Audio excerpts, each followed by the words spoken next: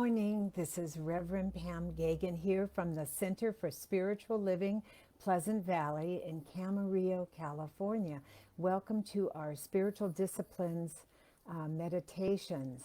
And so today, what I'm doing in this is giving you stories of those who have found their way through meditation and spirituality, and using their stories. And we've gone through Bruce Lee so far, and I'm going to be going through others. Tomorrow I'm going to be doing Krishnamurti, but today I'm going to tell you just my story and why I became such a spiritual speaker and seeker for that oneness. And so in that oneness, which is the allness for me, I'll just tell you just a little bit about myself, but first we're going to relax in like we always do. We're just going to relax in. I'm going to tell you briefly about why I am such a spiritual seeker and also such a fan of meditation. And then I'm going to do affirmations and close. So I just want you now to just take your energy wherever you are and just relax in. Just relaxing in and just taking, just paying attention to the breath at this point and feel that energy coming from all the way from the heaven world, all the way up and down from the heaven world, a beautiful light cylinder coming down the crown, going back down the neck and the head. And just at this point going down to the shoulders and vertebrae by vertebrae, relaxing the neck. And whatever your position your arms are in, just have your arms relax in and let your head fall and your shoulders lower. Just relaxing in. And then coming right around the front to the throat chakra. And just opening that throat chakra. And then going down and around again the back, vertebrae by vertebrae. And also coming down, I forgot to relax our arms. So from the shoulders, having them that energy flow down to the upper arm, down the elbows, down to the lower arm, the wrists, and out the fingertips. Just relaxing in, knowing that you are fully energized in this.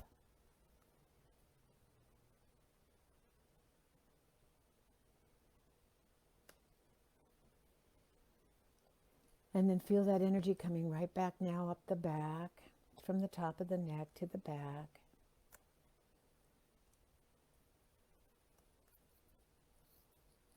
And feel it going down vertebrae by vertebrae by vertebrae.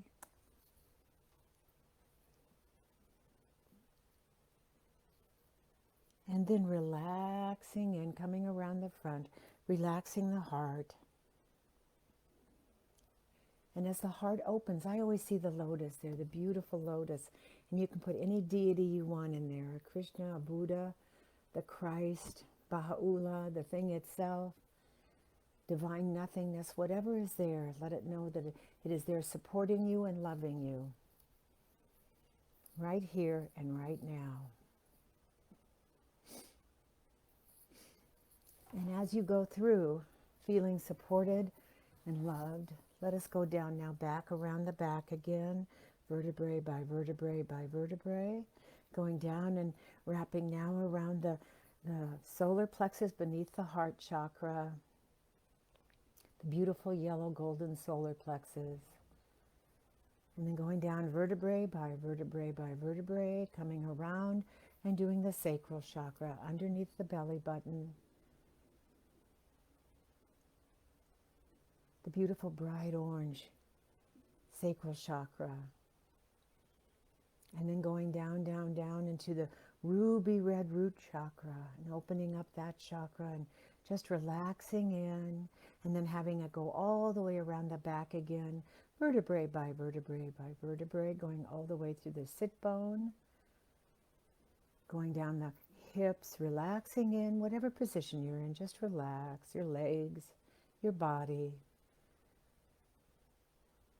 And then going down the thighs, the knees, the calves, the ankles, and out the feet, down, down, down. Down the feet into the middle world and connecting to that middle world, as I say. Connecting to that middle world. You can have someone holding it, and the middle earth can look like whatever you want it to look like. You can have someone holding that light for you, or you connect it to a tree trunk. But I always say it's really important for us to connect in this 3D physical body because we're here for this physical experience. And now with breathing in with God is on the in-breath, I am on the out-breath. And then 2 more silently. And feel that energy coming all the way up the feet, up the toes, up the arms, up the body, and shooting right out the top of the head, surrounding us. Just that bubble of light and good, all the way from the heaven world, the top to the bottom, left to the right, front to the back, east to the west, north to the south. Just we're in this wonderful body of light, and we are the light as we absorb the light in these moments as well. And so as we just continue to breathe in, I'm just going to tell you a little bit about my story and how I became a spiritual seeker. So first of all, I was not raised in an extremely spiritual household. I was adopted, and my father was Jewish and my mother was Catholic, and never the twain shall meet. I learned, I'm not going to go into all of it, but I learned that although they didn't speak about it much, they sent my sister and I to Protestant church. They never set foot in it. And just so that we would have a religious background of some sort. And then I found out later, as they aged and came closer to their making their transition, they became religious closet fanatics about who they were and their religion. So growing up, that was my experience. And when I was 11 years old, I was specifically in California, Santa Monica Beach Pier, and there was no pier at that time. There was only a few places on the pier that appeared, and there was Pacific Ocean Pop.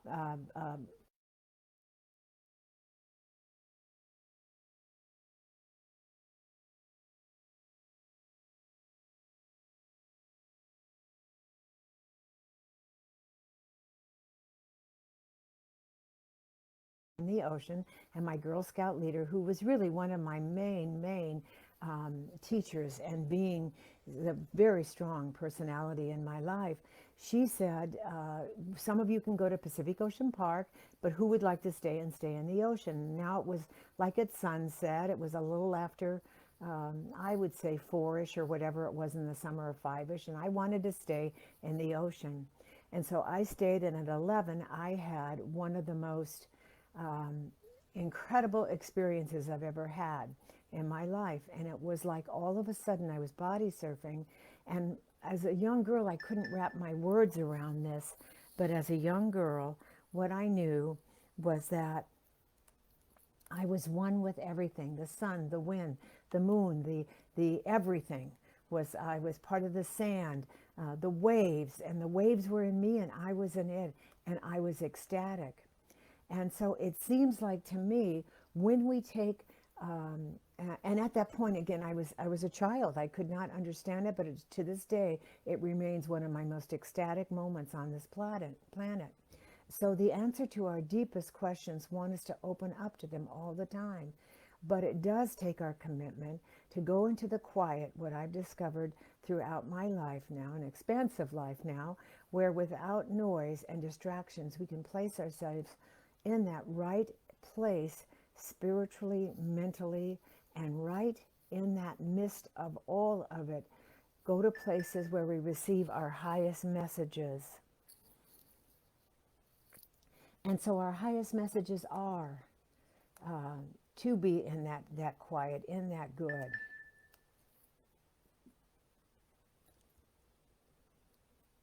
And I apologize for my phone here. So in that good, it is time at this point to make a commitment to be that meditative person, that soul that just is meditating and goes and connects with a prayerful plan. And when we do that, everywhere you look, please forgive me, give me one moment here.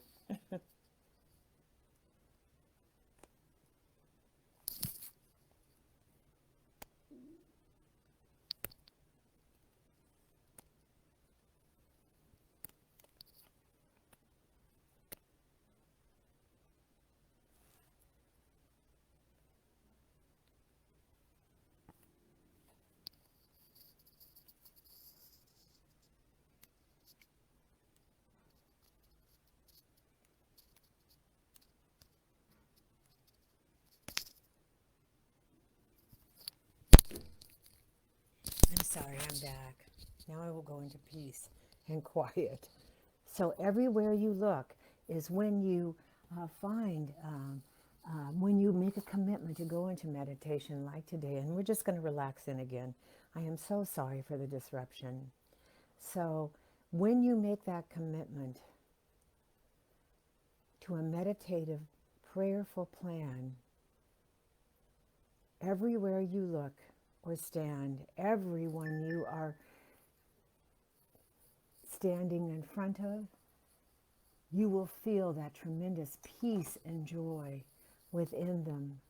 And sometimes it does come very, very unexpected. And so when you have those moments, they usually hit you very deeply because they are in the quiet, or in nature is where I usually find them.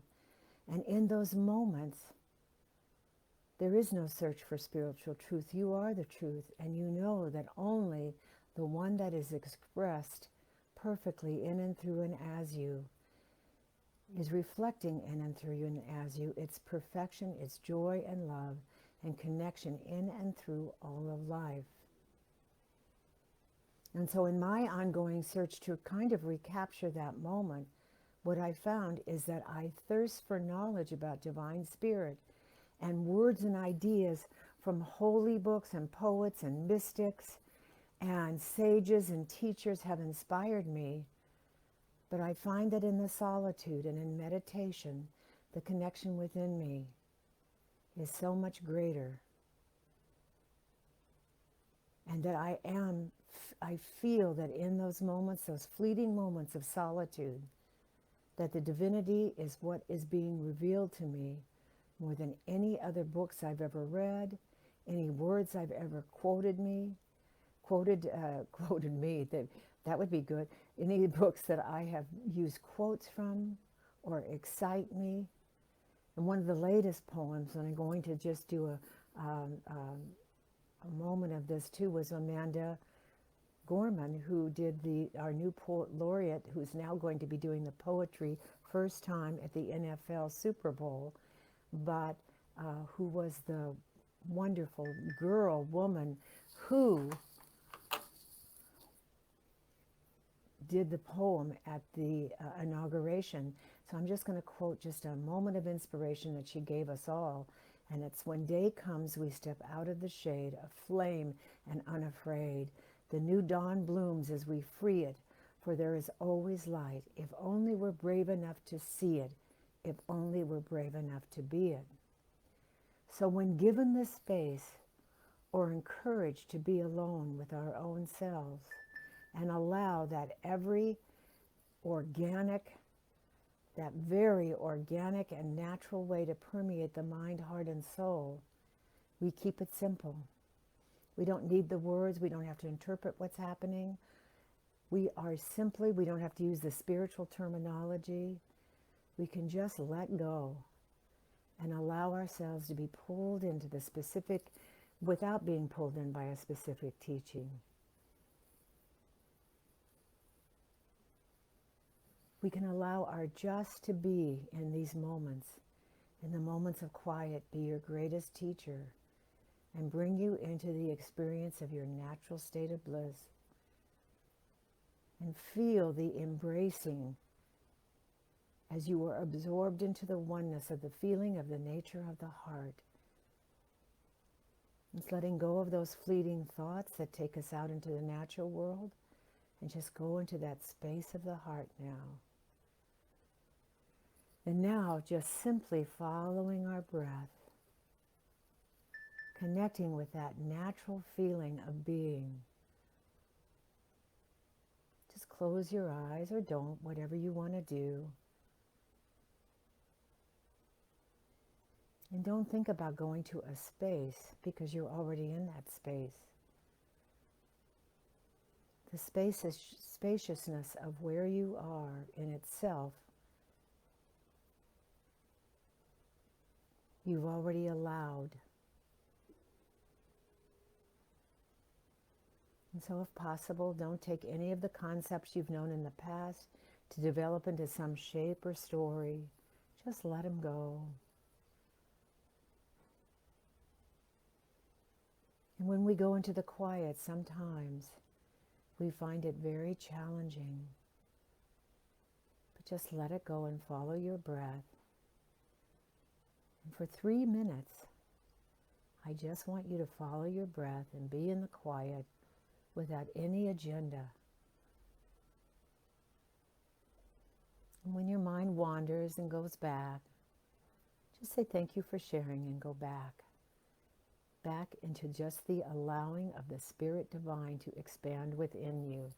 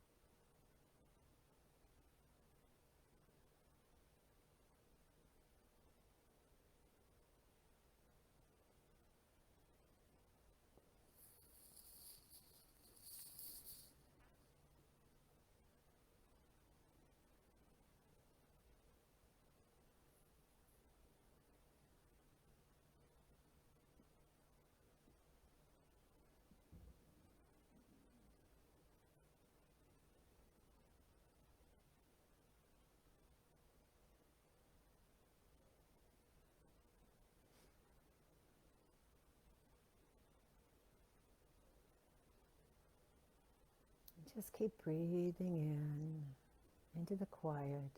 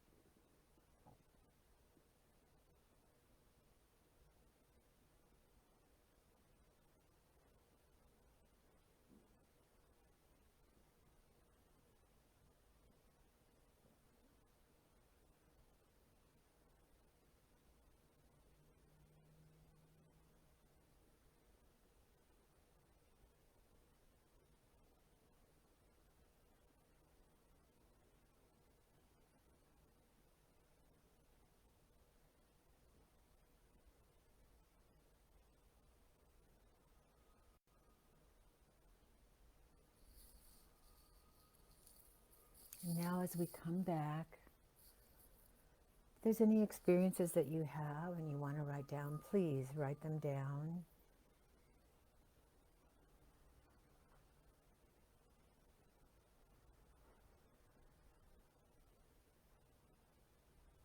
And also,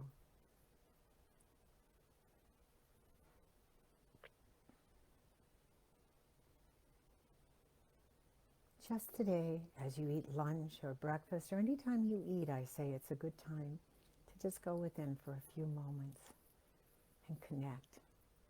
Anytime you're in nature, connect. That's how we deepen our nothingness in our mind, which allows the everythingness to unfold. And so as I leave you today, have a wonderful, wonderful, peaceful, bliss day. Please join us tonight with Pamela Bailey at 7 p.m. in our spiritual uplift. And it's about judgment. Do we have it or don't we? Please, she's a wonderful speaker and wonderful information. So may you have a blessed day, as I already said. Namaste, peace out. The God within me knows and sees the God within you and all. And I say I'll see you tomorrow with the story of Krishnamurti, and I will make sure that my phone is behaving. Much love. And I love each and every one of you. I'll see you tonight, I hope, on Facebook. Mwah.